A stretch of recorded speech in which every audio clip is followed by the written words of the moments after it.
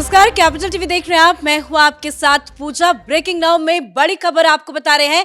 संसद में संविधान पर चर्चा जारी है। बस कुछ ही देर के बाद राहुल गांधी संविधान पर अपना भाषण देंगे और आपको बता दें कि विपक्षी पार्टियों का जवाब आज शाम को पीएम नरेंद्र मोदी देंगे। लेकिन इससे भी बड़ी खबर आपको बता रहे हैं, संसद में सोमवार को one nation one election bill पेश किया जाएगा। अर्जुन राम मेघवाल इस बिल को पेश करेंगे। मोदी कैबिनेट से पहले ही इस बिल को मंजूरी मिल गई थी, लेकिन इस बिल को लेकर अब विपक्षी पार्टियों की तरफ से बयानबाजी भी हो रही है। जमकर विरोध भी अभी से ही किया जा रहा है। क्या कुछ तैयारी है मोदी सरकार की? तमाम बड़ी अपडेट के साथ मेरे साथ जुड़े हैं कैपिटल टीवी के editor in chief doctor Manish Kumar. पहले बिल पर चर्चा कर लेते हैं। सोमवार को क्या यह बिल पेश होगा? देखिए, बिल्कुल सोमवार को पेश किया जाएगा। बकायदा मेघवाल साहब की तरफ से ये घोषणा कर दी गई है।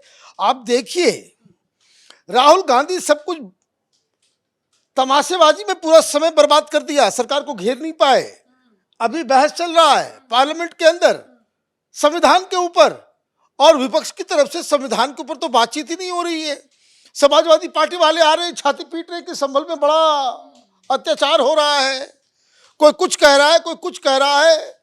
ईवीएम पे बात करके निकल गई प्रियंका वाड्रा, अपनी ही सरकार हिमाचल प्रदेश को कटघरे में खड़ा करके वो निकल ली। आप उल जुलूल काम कर रहे हो और सरकार ने इसी बीच कि आप उलझे रहे इन सारी चीजों में, और प्रधानमंत्री मोदी की जो एक ड्रीम प्रोजेक्ट है कि इस देश में, और मैं आपको बता दूं, हिंदुस्तान की हर जनता को प्रधानमंत्री मोदी के इस मुहिम को समर्थन देना चाहिए कि देश में एक बार में सारे इलेक्शन करके खत्म करो, 5 साल काम करो फिर, क्योंकि पैसे की बचत, समय की बचत। और आप देखिए, लोकसभा खत्म हुआ, जम्मू कश्मीर शुरू हो गया, हरियाणा शुरू हो गया, वो खत्म हुआ, महाराष्ट्र शुरू हो गया। अभी महाराष्ट्र खत्म हुआ, अभी तो मंत्रिमंडल बटे भी नहीं है और दिल्ली में लिस्ट आना शुरू हो गया। तो कहने का मतलब है कि ये किस तरह की डेमोक्रेसी है जहां perpetually we are into election mode. नेता जो चुन के जाते हैं वो काम नहीं करेंगे, सरकार नहीं चलाएंगे, कि दिन रात नेतागिरी, भाषण और वोट बैंक की राजनीति और प्रचार प्रसार में ही समय जाएगा। तो ये एक बड़ा फैसला, बड़ा काम, और बहुत ही हल्के से जो है प्रधानमंत्री मोदी ने इसको अब तो इस पे मुहर लग गई है कि सोमवार को बिल पेश होगा, इसे जेपीसी में भी भेजा जाएगा, सभी पार्टियों से उस पर चर्चा होगी। लेकिन अभी से ही क्यों विरोध प्रदर्शन हो रहा है? आरजेडी की तरफ से एक पोस्टर सामने आ गया। अखिलेश यादव कह रहे हैं कि सरकार को इतनी जल्दी क्यों है? अगर जल्दी है तो अभी सरकार को भंग कर दे और फिर से चुनाव तुरंत फौरन करा ले। अलग अलग बयानबाजी आ रही है। कांग्रेस पार्टी भी चिड़ी हुई है। देखिए, इस देश में कुछ भी अच्छा होता है, ये विपक्ष जो है हिंदुस्तान का आज का, वो प्रधानमंत्री मोदी कोई अच्छा काम करेंगे वो नहीं। कोई बदलाव हो रहा है, कोई प्रधानमंत्री मोदी की तरफ से ये जो वन नेशन वन इलेक्शन, ये तो याद दिलाया जा रहा है कि आजादी के बाद संविधान में लिखा हुआ नहीं है, लेकिन उसका मतलब ये प्रोविजन ही यही था कि हर 5 साल में चुनाव होंगे। आजादी के बाद से लेकर 20 सालों तक लगातार हर राज्य में और केंद्र में लोकसभा और विधानसभा के चुनाव एक साथ होते थे। इसमें कोई नई बात तो नहीं है। 20 साल तक चलता रहा। क्यों गड़बड़ हुआ? गड़बड़ इस तरीके से हुआ क्योंकि कांग्रेस पार्टी के जो प्रधानमंत्री हुआ करते थे, जवाहरलाल नेहरू ने 6 बार, 51 बार, इंदिरा गांधी ने, आपने क्या किया? सरकारों को गिराना शुरू कर दिया। तो स्टेट का जो साइकिल है वो गड़बड़ हो गया। तो इसलिए अलग अलग समय पे हो रहा है। प्रधानमंत्री मोदी एक कानून के जरिए इसको बकायदा परमानेंट फीचर बनाना चाहते हैं कि एक बार में ही चुनाव होंगे, और बीच में जो कुछ भी गड़बड़ियां होती है, सरकार गिरती है या इसमें आता है, तो उसके लिए भी एक्सपर्ट कमेटी ने बकायदा सुझाव दिए हैं और उसके ऊपर ही कानून लाया जा रहा है। अब देखिए, प्रोसेस समझ लीजिए कि पार्लियामेंट के अंदर 3 बिल लाए जाएंगे, 2 संविधान को बदलने वाले 2 अमेंडमेंट्स और 1 बिल इस चीज के लिए और तब जाकर के वन नेशन वन इलेक्शन एक कानूनी मुहर उसके ऊपर लग जाएगा।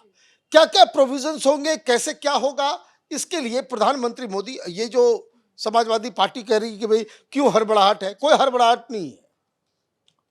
जो प्रोसीजर है उसको बकायदा फॉलो किया गया है। सितंबर 2024 में बकायदा हाई प्रोफाइल जो एक कमेटी बनाई गई थी उसने रिपोर्ट दी। ठीक, उसमें कौन कौन लोग थे? उसमें अमित शाह थे, गुलाम नबी आजाद थे, एनके सिंह थे, कॉन्स्टिट्यूशन के बहुत बड़े एक्सपर्ट माने जाते हैं सुभाष के सी कश्यप, हरीश साल्वे थे, अर्जुन राम मेघवाल वो भी इसमें शामिल थे। इन लोगों ने बाकायदा तमाम पॉलिटिकल पार्टीज के रहनुमाओं से, कॉन्स्टिट्यूशनल एक्सपर्ट से, वकीलों से, नेताओं से, दुनिया भर के संविधान को भी देख करके वो की फीचर्स उस रिपोर्ट में जो है उन्होंने तैयार किया और राष्ट्रपति जी को ये रिपोर्ट सौंप दी गई। अब रिपोर्ट बकायदा कंसल्टेशन 191 डेज, आप ये समझिए, ये 191 दिन तक कंटिन्यूअस कंसल्टेशन चलता रहा, सारे सुझाव लिए गए और उसके आधार पे फिर ये रिपोर्ट तैयार की गई और एक रूपरेखा तैयार किया गया है। तो ये कहना कि भाई हड़बड़ाहट है, वो कोई हड़बड़ाहट नहीं है। 191 दिन से इसके ऊपर काम चल रहा है। पूर्व राष्ट्रपति कोविंद साहब की अध्यक्षता में ये पूरा का पूरा काम चल रहा था और अब इसे बिल के रूप में पेश किया जाएगा और सरकार की तरफ से ये पहले ही कह दिया गया है कि हम बिल पेश कर देंगे, मतलब इनिशिएशन हो जाएगा और उसके बाद जेपीसी के अंदर इसके ऊपर डिस्कशन होगा। लेकिन यहां एक ट्रिक है, कांग्रेस के जमाने में भी जेपीसी और सिलेक्ट कमेटी और ये सब चीज में जाता था मामला, लेकिन उस सब चीजों में जब मामला जाता था तो वो लटक जाता था। लोग कहते थे कि भाई वो लटक गया मामला। लेकिन आप देखिए प्रधानमंत्री मोदी का काम करने का तरीका अलग है। वक्फ बोर्ड पे लोगों ने कहा कि भाई जेपीसी, बोले ठीक है भाई जेपीसी में ले जाओ। लेकिन क्या हुआ, वहां लोगों ने कहना शुरू कर दिया कि नहीं नहीं नहीं, बीजेपी डर गई, वो जो है वो तो चला गया ठंडे बस्ते में, वो 4 साल 5 साल लगेगा। लेकिन प्रधानमंत्री मोदी ने क्या किया, टाइम बाउंड, कि भाई इतने दिन में आपको रिपोर्ट देनी है। रिपोर्ट बनकर तैयार हो गई तो अभी ठीक इस सेशन के पहले विपक्षी पार्टियों ने कहा कि नहीं नहीं अभी और भी कुछ कहना है, हमें अभी और भी सुझाव देना है, हमें और 20 दिन की मोहलत दीजिए। 20 दिन की मोहलत दी गई, मतलब कल भी वो जमीयत उलमा हिंद के लोग गए हुए थे कमेटी के अंदर, वो बातचीत अपना काम चल रहा है। 20 दिन के बाद फिर रिपोर्ट तैयार हो जाएगी और उसके बाद जब 20 दिन के बाद जब रिपोर्ट तैयार हो जाएगा तो वक्फ बोर्ड का बिल भी जो है वो पार्लियामेंट में पेश किया जाएगा रिपोर्ट बना करके। जेपीसी में क्या होता है, जेपीसी में यह होता है कि सरकार की तरफ से एक कानून बनाया गया है, उसका पूरा प्रारूप तैयार कर दिया जाता है। तो तमाम जो उसमें पार्टिसिपेंट्स होते हैं, उसमें हर पॉलिटिकल पार्टी के लोग होते हैं, उसमें एक्सपर्ट्स की भी राय बुलाई जाती है और वहां पे एक ओपन नॉन पार्टीजन डिस्कशन होता है और उस डिस्कशन के बाद जिन चीजों को उस प्रपोजल से निकालना है उस पर भी सहमति बनती है, कुछ नई चीजों को, अच्छी चीजों को इंक्लूड करना होता है उस पर भी सहमति बनती है। तो इस तरीके से ये सारा चीज होगा। लेकिन ये भी आप समझ लीजिए कि इसके लिए जो कानूनी प्रावधान है, 3 तरह के कानून को जो लाया जाएगा। जो पहला जो होगा वो अमेंडमेंट बिल होगा। किस लिए होगा, this bill will allow joint election for Lok Sabha and state assembly. पहला कानून में बदलाव लाया जाएगा कि जो प्रपोज किया जाएगा कि भाई एक बार ये कानून बन जाए कि स्टेट असेंबलीज और लोकसभा का चुनाव वो एक साथ होगा। ये प्राइमरी कानून बनेगा और इसमें अमेंड कहां किया जाएगा, इसमें अमेंडमेंट होगा आर्टिकल 82A में। तो ये पहला काम कि भाई एक कानून ये बने कि पूरे देश में एक साथ चुनाव हो और उसके लिए अमेंडमेंट किया जाएगा 82A आर्टिकल में।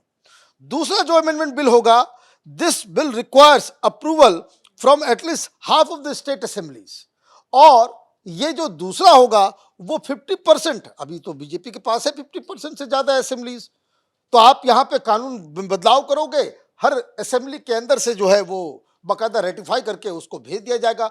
तो कानून की दृष्टि से बिल को पास होने में कोई दिक्कत नहीं है, लेकिन फिर भी प्रधानमंत्री ये चाहते हैं कि जीपीसी में जाए, सारे लोग अपनी बात कह दें, कोई ये ना कहे कि देखिए इंदिरा गांधी की तरह आपने संविधान बदल दिया।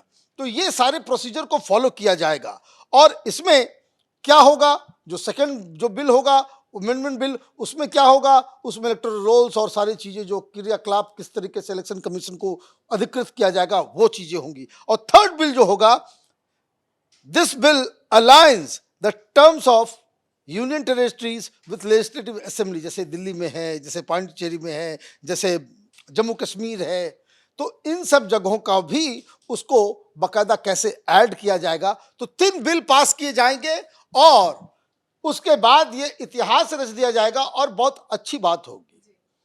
टर्म्स एंड कंडीशन भी मैं तो ये सुझाव दूंगा कि भाई कम से कम आप 3 महीने, 5 साल में 3 महीने आप निकाल दें, जो अभी 1 महीने के अंदर में सारा कुछ निपट जाता है, आप 3 महीने उसके लिए अलाउ करें और आराम से एक साथ चुनाव करें। एक साथ चुनाव का मतलब ये नहीं कि एक ही दिन में चुनाव हो, आप उसको 7 फेज 6 फेज में करके काउंटिंग एक दिन के अंदर हो और अलग अलग राज्यों में अलग अलग तरीके, जैसे यूपी है 7 फेज में चुनाव होते हैं, तो पूरे देश में भी 7 फेज 10 फेज में आप कर दे। लेकिन ये 3 महीने का एक्सटेंशन में जो है आप प्योर पॉलिटिक्स, इलेक्शन के अलावा कुछ नहीं, सारे लोग जो है आप काम इलेक्शन कीजिए, चुनाव जीतिए, सरकार बनाइए और उसके बाद 5 साल मुंह नाक कान बंद करके जनता की सेवा कीजिए। बहुत बहुत धन्यवाद सर अपडेट के लिए। तो सोमवार को 1 नेशन 1 इलेक्शन बिल लोकसभा में पेश किया जाएगा। अर्जुन राम मेघवाल इस बिल को पेश करेंगे। तैयारी मोदी सरकार की पूरी है, कैबिनेट से मंजूरी भी मिल गई है, लेकिन इस बिल के पेश होने से पहले ही विपक्ष जबरदस्त राजनीति कर रहा है। वैसे संसद में फिलहाल संविधान पर चर्चा जारी है। शाम को पीएम मोदी अपना भाषण देंगे। इस बड़ी खबर में मेरे साथ फिलहाल इतना ही। कैमरा पर्सन अशोक के साथ मैं पूजा, कैपिटल टीवी।